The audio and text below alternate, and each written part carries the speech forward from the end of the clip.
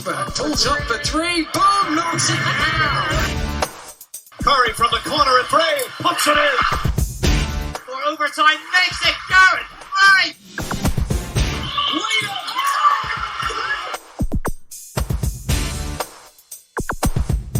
Welcome to the MVP cast once again from me, Mark Woods, back from our Easter break, stuffed full of chocolate, a few kilos heavier. But you know, it's Easter, you got to do these things. Anyway, if you want to catch up with any of British basketball's latest news, you can head, of course, to the MVP social channels. Just search for the MVP cast. You can get us on Twitter at MVP_247 or get us on Facebook and Instagram. Now, we've got someone who's louder than me when I'm screaming here, and he's a man who knows his way around a microphone. He knows his way around a basketball court.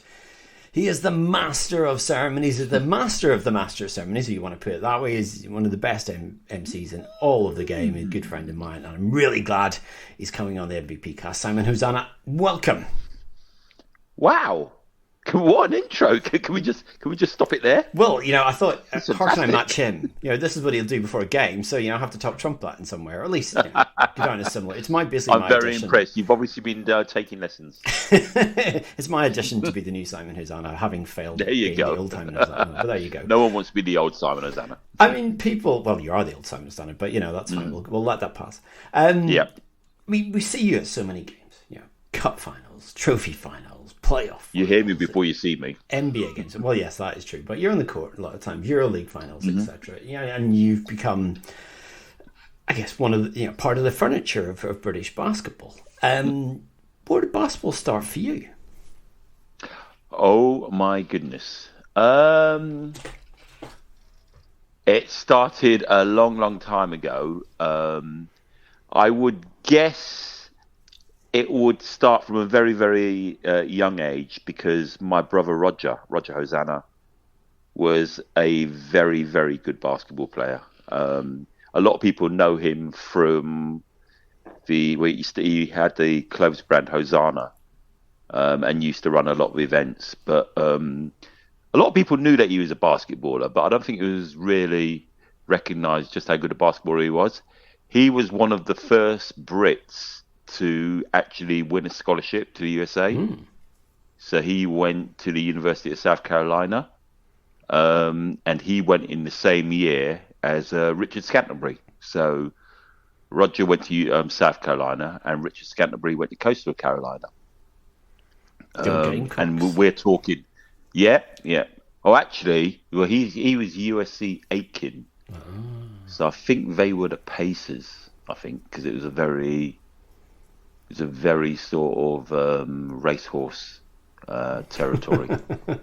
But yeah, I mean, we're talking like early 80s. So, you know, it was a long time ago when very few Brits were actually even thinking about basketball, let alone being good enough to pick up scholarships. So I was around basketball quite a bit with Roger. I played it at school, not very well at all. And just to give you an example of how not very well I played, and maybe what my role was, there was one game for my school called Eastfields, and we were coached by Kevin Hibbs, who went on to be GB coach. Yep, and the same school as Richard and Peter Scantlebury. So again, a little bit of heritage there. But I remember there was one game, and I would often be on the bench, and I was brought on 6 minutes before the end of the first half, and I picked up my fifth foul 2 minutes before the end of the first half. That gives you an example of the kind of player I was. I think very much in the same way I play football, very blue collar. But Roger, again, around that time, and you say when he went to the States, he was a trailblazer. Then he came back, and he had this on a clothing brand, which, you know, was really, it was kind of cool. It was a basketball clothing brand, and we all kind of loved it. And he ran the Pro-Am and other events, as you said. Was that kind of a good introduction for you to being around, you know, the kind of off-court side of basketball? Yeah, totally and utterly, because I saw what Roger was going through to try and do anything in British basketball. obviously a lot of his sort of knowledge and background was based around America. So he came back to the UK and he was like, why are we not doing stuff in the summer, in the off season? Why are we not putting on tournaments? Why are we, not recognizing that there is such a unity between basketball and fashion and basketball and music? So, he got together with a couple of people, including Matthew Ryder, and started the first Rough and Ready basketball competition, which now is still being, that's still seen as the blueprint for summer tournaments, even now. So actually watching what Roger was doing and, a lot of the hard work that he went into getting the sponsorship and just fairly much just seeing how much preparation off the court can make for a really great experience on court. That was huge for me. And Rough and Ready, at the time, I mean, obviously people will probably remember Midnight Madness, which was kind of the spawn of Rough and Ready. But it was that first tournament. It was the first tournament where you got the top Brits together. You got, kind of new generation of guys who, you really had, talent and then did experience, and they, many of them went, either in the BBL or went into the BBL, but it was really vibrant and exciting. Oh, it was incredible. I mean, it was absolutely incredible. And to have that sort of vision and determination to bring something like that, which had never ever been seen in Britain, at the time, Britain was a very, very sort of old school mentality around basketball. And then you had these young upstarts coming in, just trying to shake up the game. And if you think about some of the players that went through Rough and Ready, that's where we first saw Luol Deng. Andrew Sullivan absolutely exploded there.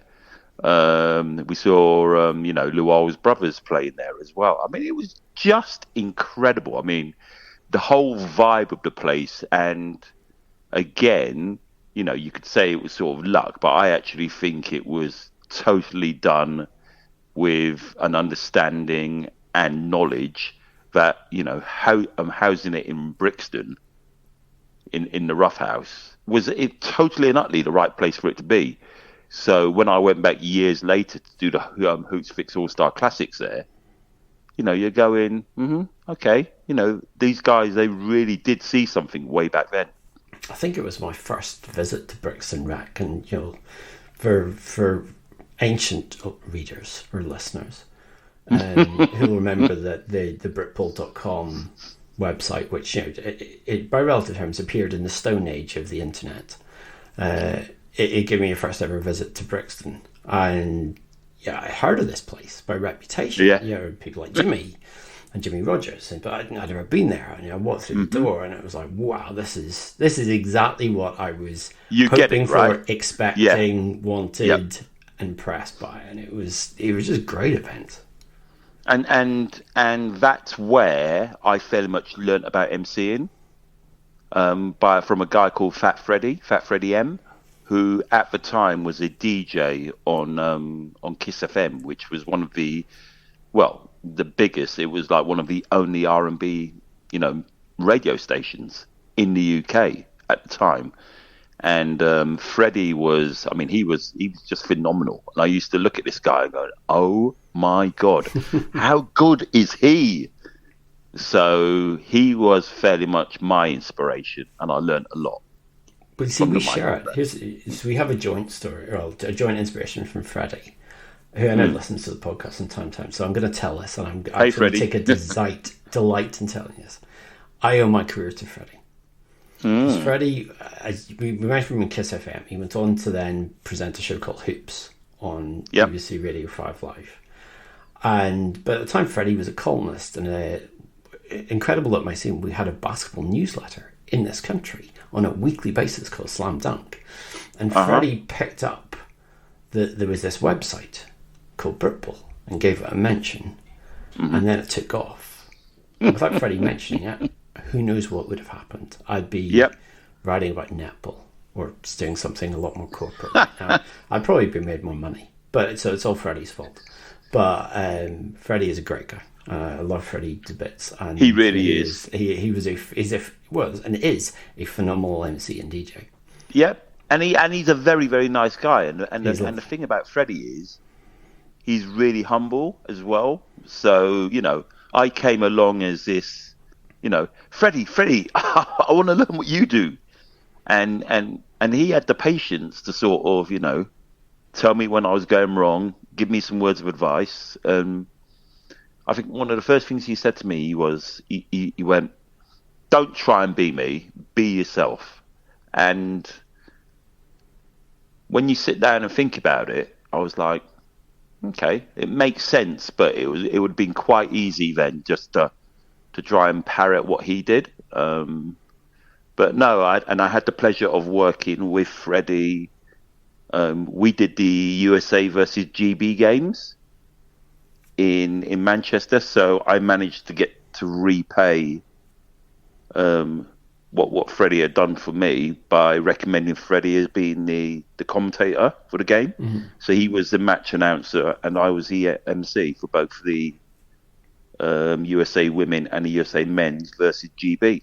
Which are the two GB games. Having covered pretty much all of GB's games. Those are the two I missed because I was on Olympic duty because it was a few days out from the Olympics. It was just before the Olympics. Just before London 2012. And again, we're going in stories here, but I was in a pub in the East End that night, and it was one of the dodgy pubs. The pub you hear from the There's a few of them in the East End.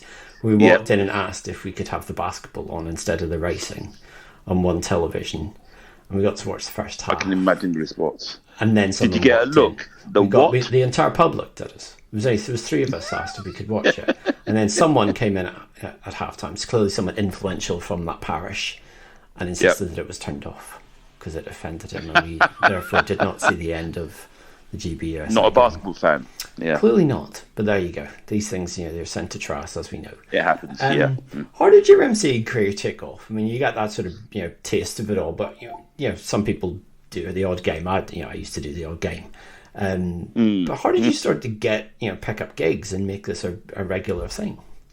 So again, all thanks to Roger. Off the back, I think Freddie did Rough and Ready, and then Roger did a few years of Rough and Ready, and then decided to start his own tournaments with Hosannah Pro-Ams, and I think there was Hoops Fest as well, which was one of the first ones as well. And I used to be a DJ, so my dad was I will call him legendary in his own right.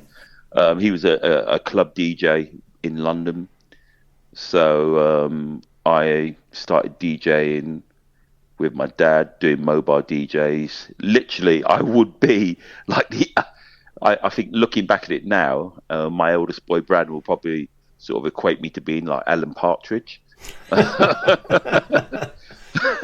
On the ones and twos.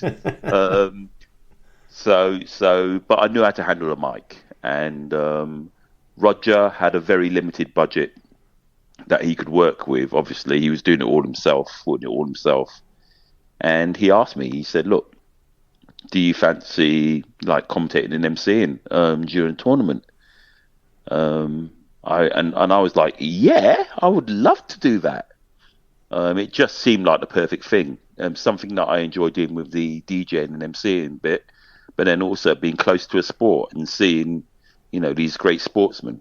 So I was all over that, and that was where my partner in crime at Funky Town, Mark Leonard, DJ Len, he was also a DJ, so he came in to do the music. So he did all the music, and I was the annoying one on the microphone, and that's how we started. And then off the back of that, it was literally just word of mouth. So Roger started getting asked to do a lot more things within British basketball. Do you remember? I know you all remember, like the RAF Final Fours at Cosford. So Hosannah sponsored that, and as part of that sponsorship, we did all the sports presentations. So Len did the music. which was great for me and Len because we were both in the Air Force. So to go back to Cosford was fantastic. And I remember we did one of the Final Fours, and there was a guy called Andy Evans at Imprints. He does all of the stuff around on the courts. He makes the courts look great. His son Will now does it. They've been brilliant for the game, British basketball as well. But I remember he rang me a couple of weeks after the Final Fours and goes, Simon, he goes, forgive me for calling you. I'm not sure, I was wondering whether or not, I should even ring you about this, but please feel free to say no if you don't want to do it. However, we have been asked by the promoters of the Harlem Globetrotters to work with them, and I've told them about you and the job that you do. Would you be interested in going on tour with the Harlem Globetrotters in the UK? And I still remember my face, if someone had taken a photograph of me then, I'm like sitting there going, what? Let me think about that. Yes. And then he rang me a week later and he goes, I'm really sorry to have to call you again. I'm thinking, oh, okay, here we go. It was just, it's all a mistake. It's all been cancelled and all that. He goes, would you be able to do a week with the Globetrotters in Scandinavia? And I'm sitting there going, I do not believe this. So for a number of years, DJ Len and myself went on tour with the Globetrotters up and down the country and around Europe. Which, again, for a basketball fan, incredible. Describe that hanging out with those guys on the road, because they play serious, but they also have fun. They really do, and you're quite right in the fact that they really do play serious. But if you're doing what they do every single night and you didn't have fun, then the show would not have lasted for as long as it does. But I remember the very first game was in Copenhagen. So Len and I had to fly out to Copenhagen, and we're at Stansted Airport the night before a very early flight the next day out to Copenhagen. So we're at Stansted Airport and we're just looking at each other going, this isn't really happening. Do not believe this is happening. This can't be true. And all the way through this journey, we're looking at each other going, no, at any minute now, someone is going to go, ha ha, it's a joke. It's not happening. No, I can't believe you fell for it, blah, blah, blah. And we got to the hotel in Copenhagen. We finally got there, went to the check-in and said, hi, can we check in, please? Simon Hosannah and Mark Leonard. And this lady at reception, she's looking through everything. She went, nope, sorry, we don't have your name. And I looked at Len. I said, see, I knew it. I knew it was too good to be true. I just knew it was too good to be true. We've been pranked like this. And she goes, are you sure you're supposed to be staying there? And I listen, I'm going, oh. I said, yes, we're with the Globetrotters. And she went, oh, you're doing the Globetrotters. Hold on a minute. They had a special box over on the side. She goes, oh, yes, Simon and Mark. Yeah, here you go, like that. And that's when we went, okay, this really is happening. And we turned up at the gym where they were doing practice, and you could see straight away. I mean, they go so hard in practice. Absolutely incredible. I mean, they're great players. To be able to do what they do, they are very, very talented players. And there were a couple of times when the team that they play against, the Nationals, came quite close. They came quite close within the first 5 or 6 minutes. And you could see the Globetrotters coach sort of going, guys, look, come on now. These guys want to turn you over like this. And you could see them literally just switch gear and then just destroy the opposition. But every night, even though they had the same show every night, there'd be little things that, someone would say something in a completely different way. We got to know the script quite well. And we'd be sitting there, Mark and I would be sitting there going, okay, that was different. And just laughing because they were, they'd find ways to entertain themselves every night because they had to. But they still just put on a great show, which even now, if I was to go to a Globetrotters game today, I think I would still have a great time. I'd recognise a lot of the different skits and whatnot, but you just know you're guaranteed to have a great time. I think if I remember, they're on tour over the next few weeks in the UK. So if you haven't seen them, I think we both recommend. I'd recommend it. Go and see them. It's great. It's worth once. I'd say once in a lifetime. You can go again. It's fantastic. Absolutely. What makes a good MC in a basketball situation? So, I say to my son Brandon, who is now sort of like picking up the microphone and running with it. He's a very good MC. One of the first things I've always said to him, like from many years ago when he first came to watch me, I said, for me, the number one rule is you have to be prepared to laugh at yourself, because MCs go out there and they will have a laugh and a joke with the audience. They will try and entertain the crowd. And as the Americans always say, all you British do is just take the mickey out of each other. I'm like, well, yeah, kind of. It's that British sense of humour. But, you know, if you're not willing to, you know, have people laugh at you yourself, then you lose credibility, and also you just lose the audience more than anything. I remember doing a gig for, now it was D Rose, and it was we were doing this pop-up shop for him in the UK, and I was the MC, just entertaining the crowd, just keeping them ready as they queue to go and meet the great man himself. And we had a hashtag, and we said, you know, just send a message and we'll give you a shout out and everything. The kind of standard MC things.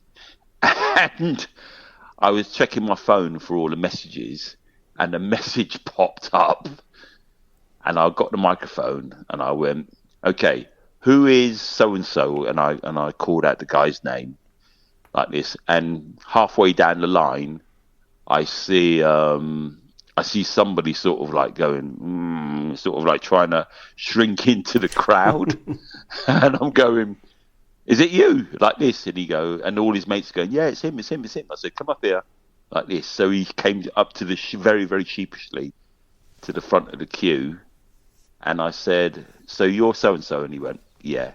And I said, "Right, ladies and gentlemen, I'm going to read out what he has written. I'm going to tell you this now. Do not try and copy him. I am saying this only once. However, this is the tweet that he's just put.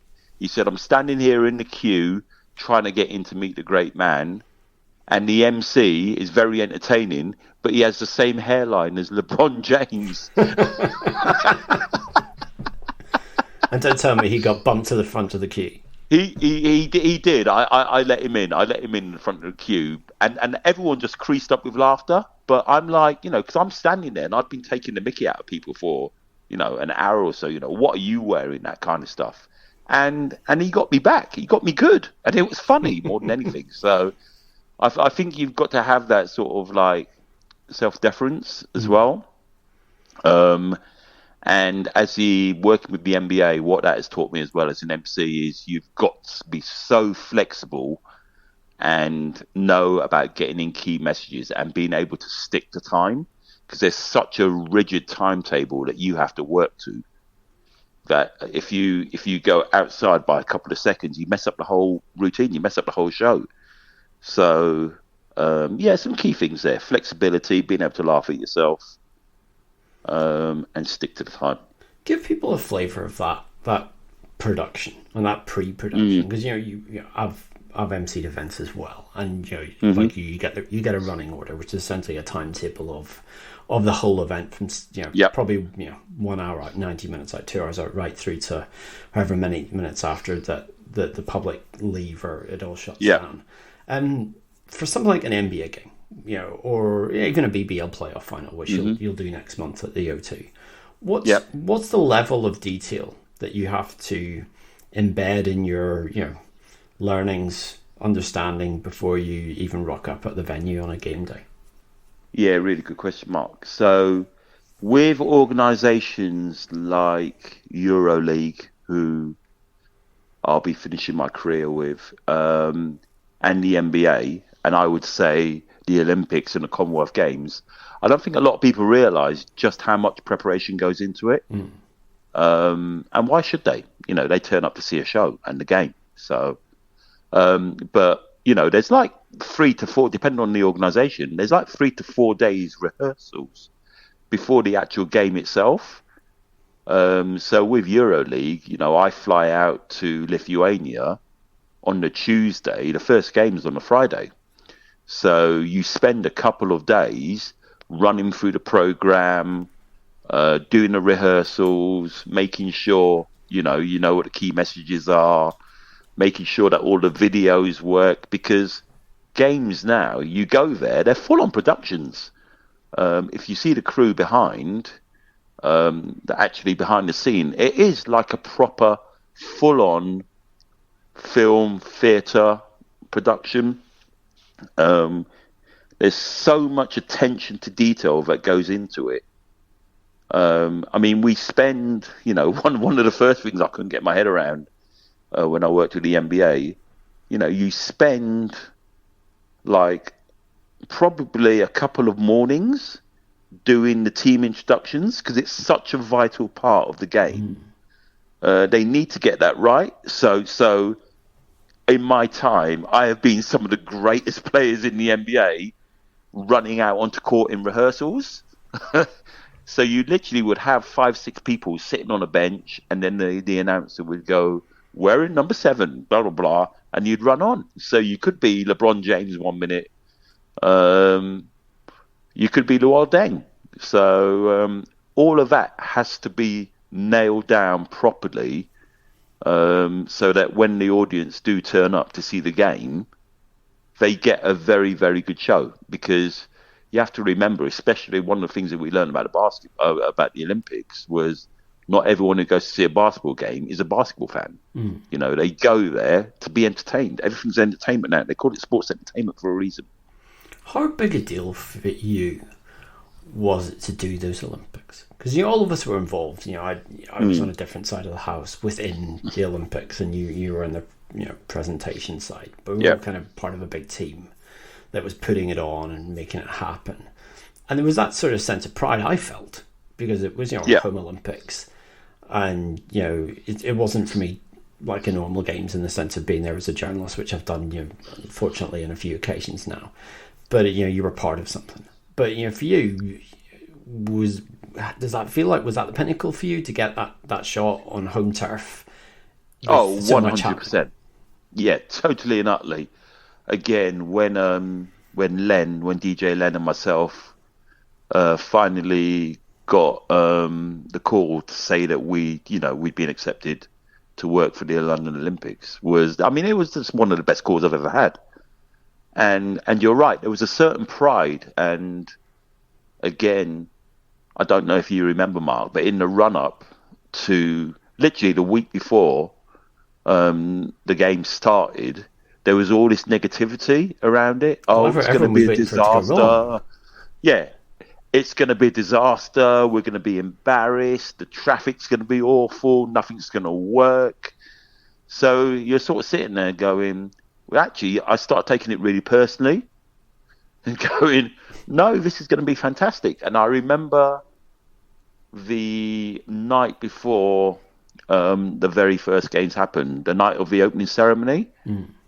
I remember sitting there watching the opening ceremony, and again watching it with my oldest son and my daughter, and we watched this show because it was a show that was being put on for that opening ceremony, and it was just incredible. I remember sitting there going, "Oh my God, I've got to follow that. I've got a game tomorrow morning at 9:00. We've got to follow that. How on earth are we going to follow that?" But it instantly gave you that feeling of pride once again, and that sort of feeling of being part of something really, really special. And the fact that we had obviously both the teams in there in the Olympics as well, the opportunity to call your home team out at your home Olympics, very, very rare. So it was an incredible feeling. I don't know if you had this. There was about 6 songs that were played over and over again, and we between the two of us, we did almost every game. and there was about 6 songs were played. I presume they were played in every venue. I wasn't in any other venue, so Yeah. I don't know. There was a like playlist across all of it. Was the one I remember, and I remember him because I had no idea who it was. Everyone else was a familiar British face. He was, who's this guy?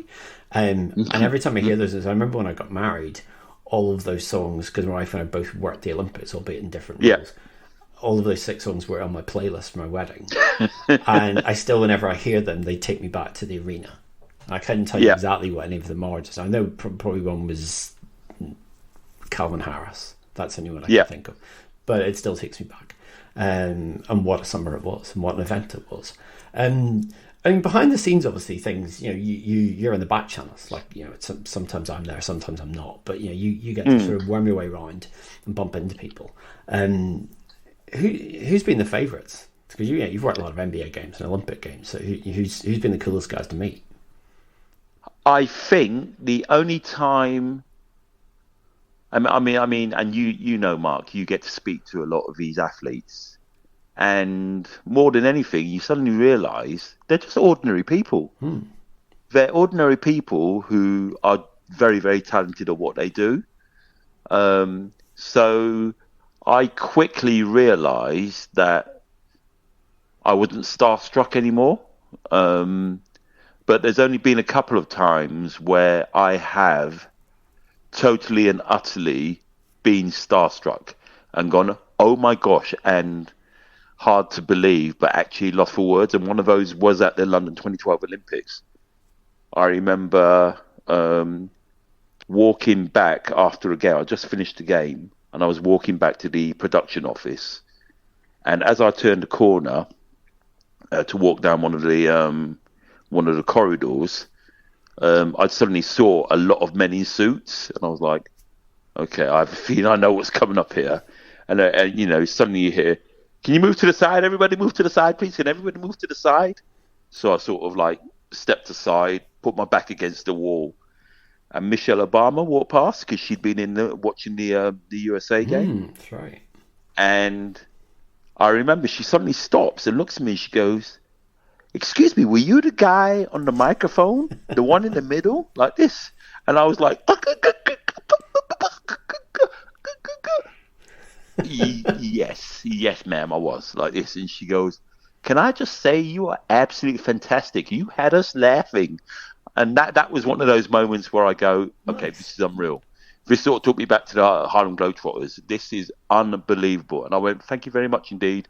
Sort of like managed to get back to the production office, sit down and go, okay, that was pretty cool.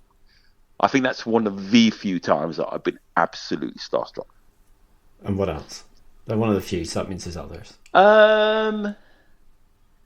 There was another time at the Olympics where again I was doing a USA game. I think it might have been the record USA game where was it Nigeria? It was like the highest scoring or the biggest defeat. I think it was USA versus Nigeria. I'm racking my brains. I could Google it and show off right now, but let's say it was. I think it was. And I remember after one of the timeouts, I was on the court doing my little activation bit, and I just finished my activation and was just walking to go back and sit back at the table. And the one, the only, Mr. Kobe Bryant, he went, man, can you get off my floor? Like this. And I remember I just looked at him and I went, sorry, during timeouts, it's my floor. And he just creased up with laughter. And again, it was just like, oh, you British and your humour, ooh, like this. And I went back and I remember telling the guys that I was working with and they went, you said what? And I went, you found it funny? So, but that's when you look back at that and you go, just the opportunity to having, to be able to have sat very, very close to court and watched someone like him, let alone him talk to you and have that sort of banter. It's just been very, very privileged. Very, very privileged. Yeah, I mean, there's that thing where you get the best seat in the house. And you had that particular game. You had the best seat in the house. You're as close to the action as you're going to be unless you were suited up and playing. So you've done a lot of NBA games, but also EuroLeague games. And EuroLeague Final Four is kind of naturally it's not a home crowd that their first language is English, so you're having to cater it. It's a kind of different vibe to NBA. How do you alter? What will we see different between what you might have done at an NBA game to what you'll do at the O2 to what you'll do in Lithuania? Ooh, I think EuroLeague, it's just the atmosphere is incredible. I mean, European fans take it to a whole nother level. An example of that was I did the EuroLeague Final Fours in Istanbul, and we ended up with a final between, I want to say, Olympiacos, Fenerbahce or Galatasaray. It was basically a Greece-Turkey final in Turkey, and that atmosphere there was just incredible. So you don't really... is not so much a focus on, if you're supporting so-and-so, make some noise like you would do at a BBL game. Because obviously the British crowd are a bit more reserved than, say, a Turkish crowd or an Israeli crowd. So you don't really have to work so hard on generating that sort of noise and that sort of spirit, because they're already there. They're already letting you know exactly what team they're supporting. So I think with the EuroLeague, they've got some wonderful sponsors, wonderful activations as well. So it's making sure that you're getting those names out there, those names correct. Because they pay their money, so they deserve to be recognised for the support that they give in the game. So I think that would probably be a key thing. I think with the NBA, again, it was just kind of very much whilst I said I try not to be starstruck, there is that understanding that you're watching some of the best athletes in the world. So whenever I did an NBA game in the UK, it was just reinforcing, look, let's not take away from the fact how lucky we are to actually be here witnessing this, and making sure that people realise that it was a special moment that they were taking part of, that they were being part of, or being witness to. So I think those are the key differences. Is there any? I mean, there was a talk after doing the NBA games in London of you doing, I can't remember if it was the Nuggets or Knicks or something, you'll remember, of an NBA team that was going to invite you to do a game in the States. How close did that come to happening? Very close, actually, and it was one of my favourite teams, one of my favourite cities in America. It was Detroit, so the Pistons had been over to London as part of the Global Games. And, they had a great organisation. I got on very, very well with the organisation as well. And we had discussions about me going and doing it full time over there. But at the time, it just wasn't right. It wasn't right for the family situation that I was in then and my work. So I decided against doing that. But that would have been pretty cool. That would have been pretty cool at the time as well. I know a lot of the American MCs now that I've worked with, and obviously now with social media, you get an opportunity to see the kind of things that they do. But yeah, pretty. I do look back at that and go, yeah, it would have been interesting. But I made the right decision, I believe. And that sort of segues into another one. What's your favourite half time you've ever had at an NBA game, or maybe a favourite timeout, perhaps? Right, I'm going to go back to the Olympics. No, this is not the correct answer to this question. Oh well, can I just go? All right, can I go back to the best halftime entertainment I've seen? This is not the correct answer to this question. This is the favourite moment that you've had during a break and play of an NBA game. And you weren't the MC. And I wasn't the MC. No, you were the beneficiary of the MC. But you were on centre court. Do I need to lead you into this story? Like, spell it out? Spelling it out is the clue here. Would it be Madison Square Garden? It could be. Tell us about this and how it came about and how you engineered this. All right, I'll tell you about the Olympics and my favourite activation. No, again, just being lucky enough to work with the great people at the NBA and their sports presentation. I think, is it LP&E, Live Production and Entertainment? Yeah. They were brilliant. So obviously my now wife, Victoria, she's a big basketball fan as well. Very good table official. Let's give her a G. Very, very good table official. But she's a Lakers fan, but we won't talk about that. Glory Hunter back in the day when they were winning things, but okay, that's a whole nother thing. But at the time, I was going to ask Victoria to marry me, and I just wanted to do something that had basketball in it, just because it was a big part of our lives. And through the good people at the NBA, they put me in touch. They said, look, we've got a couple of options. We can either use the Sixers, because the Sixers have very recently been in London, and I'd got on very, very well with them. They've got a great MC called Christian Crosby. I think he's just released a track, actually. So, check him out on social media. Very, very funny. Very, very good. They've also got one of the best mascots in the NBA as well. So check him out. Franklin, I believe it is. But I had the option of basically doing something with the Sixers. And then they said, we do know the people at the Knicks very well, so we might be able to do something at Madison Square Gardens. Again, that's one of those moments where you go, sorry, what? Pinch me? Sorry, what? So I was like, that would be nice. Could we potentially have a look at that, please? And they were like, yeah, no problem. And then we had further discussions. And I ended up getting engaged in the middle of a New York Knicks versus Toronto Raptors game. I think it was in the second half. It was in a timeout in the second half, after we'd seen a halftime entertainment by Fat Joe. So not only was it just a very, very special moment, but it also gave me an opportunity to do something I don't often do on a basketball court, which was to take a shot. So as part of the activation, I mean, Vic had no idea whatsoever. She thought we'd been dragged out to take part in the competition.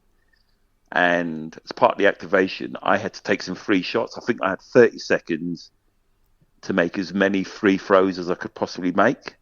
And then, depending on how many free throws I made, the cheerleaders would then turn around some number boards that they were holding. And I say numbers, they were letters. On each one of the boards had an individual letter. And we then had to work out what was the name of I think it was a tourist attraction, they said. So we had to name a tourist attraction that they would, as the right answer. And if we got the right answer, we would win some prizes. So I stepped to the free throw line. And there is video footage of this available. So I actually hit the first one. I swished the first one. Here I am making a free throw at Madison Square Gardens in the middle of an NBA game. Hit the first one, missed every single shot after that. I mean, it was shocking, Mark. It was awful. Again, the video is there. I was doing air balls left, right, and center. You could literally hear the crowd sort of go, oh my God, we feel sorry for this guy. This is embarrassing. This is embarrassing. I think I silenced Madison Square Gardens with just how bad my shooting was from the free throw line. But then which also later, answers you had them on their feet. But it also answers another question, why I'm an MC and not a player. In those 30 seconds, it absolutely summed that up. And then I had to go back it was the walk of shame back to the center circle. And the MC says to me, he goes, okay, you made one shot, but we're going to give you 3 opportunities. So they turn around 3 boards. And this tells you how lovely my wife is. She went, they've given you 3. You only hit 1. I'm like, yeah, thanks for reminding me. Yeah, you can't take the table official out of her at all. And when they turned the boards around, Vic was trying to guess what the attraction was. And then slowly and surely it appeared, it was the board spelled out "Marry Me," and the whole place just absolutely erupted. And I remember Fat Joe coming up to me afterwards, going, "Man, congratulations! What would you have done if she said no?" And it was like, I'm only now thinking about that. Because when I originally told Vic's dad what I was planning on doing, he was like, "Are you sure?" But it all worked out really, really well. So here you are, yeah, two kids, lovely and moment. several years later, and it was very Indeed. Living in Scotland, it all worked very well. Indeed, yes, you've moved to the motherland. Indeed, don't we all? Where the sun always shines, except on most days of the year. Indeed.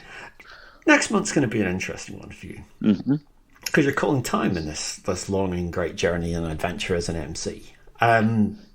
And it's kind of been an odd couple of years for you. And I can guess these two things are not unrelated. Because 2021, I've got the year right in this one, I hope. Yep.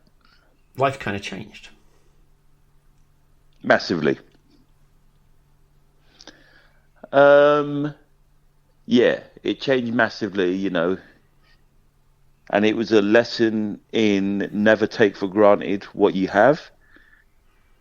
Throw off a couple of cliches in there, live life to its fullest, like it's your last day.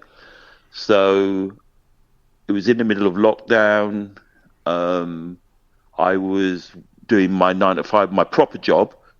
I was working from home. I was on a Teams call, with one of my clients and a colleague. And halfway through this call, my colleague actually texted me. And she went, "Are you okay?" And I messaged her back and I went, "Yeah, I'm fine. Why?" And she goes, "Oh, just checking. You sound like you're not okay." And I was like, "No, I'm fine." And then the rest of the story continues from her point of view. She was like, "No, there's something wrong." So she rang my boss and said, "I'm really worried about Simon. Can we just check he's okay?" My boss then picks up the phone and rang Victoria, my wife, who happened to be shopping, and said, "Look, we're a bit worried. Can you just check with Simon?" So she jumps in the car, drives home, finds me flat out on the kitchen floor. And yeah, I'd had a stroke. And there are so many things that if things had gone correctly, I wouldn't be here right now. If my colleague hadn't spotted that and made the call, and if Vic wasn't just down the road, because with a stroke, obviously, it's the speed of getting attention first aid to you. So yeah, I ended up in hospital for 3 months. Can't say enough about the medical staff at the Forth Valley Royal Hospital, which is quite close to me here near Falkirk. They were brilliant, but basically the stroke, I was paralyzed down my left side, so had no movement at all in my arm or leg. And yeah, 3 months in hospital tells you the sort of seriousness of it, and the rehabilitation that I had to do just to get some basic movement back in my leg and arm. So luckily enough, I'm surrounded by some wonderful people. I've got some great people around me, family and friends around me. Victoria has been incredible. When you consider as well that we've got 3-year-old twins that she was also having to look after at the time. She was planning for the wedding. We were planning on moving house. So I don't have words enough to express how strong she is and the sort of fortitude that she showed to get me back to where I am now. I work for a fantastic company as well, who've been great in my rehabilitation. And I'm not going to lie to you, Mark. There was a time where I didn't think I was going to leave hospital, that I would ever pick up a microphone again. and do something that I absolutely loved. So the fact that I'm sitting here now talking to you and, being able to still do what I love doing and actually announce my retirement on my own terms as such, it's truly a blessing, absolute blessing. I mean, for someone, for all the time I've known you, which is a long time now, I mean, you're so full of energy and you're so vibrant, and that, obviously that's part of the act and the performance that comes with it. But yeah, that's just naturally who you are. It must have required quite a lot of patience the last few years, because you're pretty good, but you can still see it at times. I see you walking around. I mean, it must require an infinite amount of patience to adjust and wait a little bit and push yourself to get better. Yeah, but you know what I always say, Mark? I've got a lot to live for and be positive for. So, I've got, as I mentioned, I've got a wonderful family.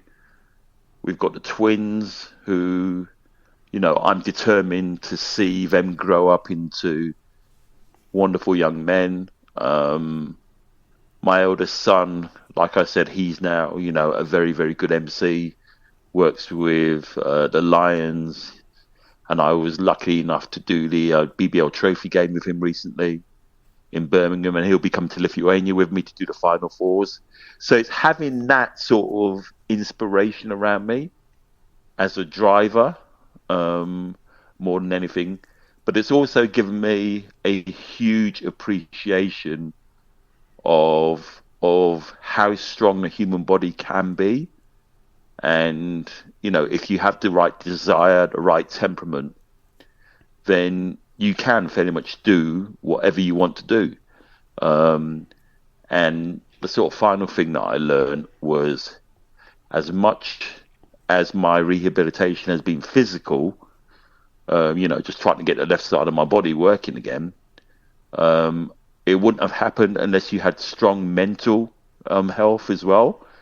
So I've been working a lot on my mental strength more than anything, as well as the physical side of things.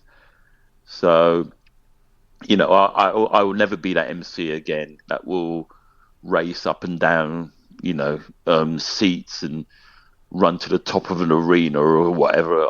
I just can't do that now. So the times where I have been able to go out and MC now, I just do it in a different way now.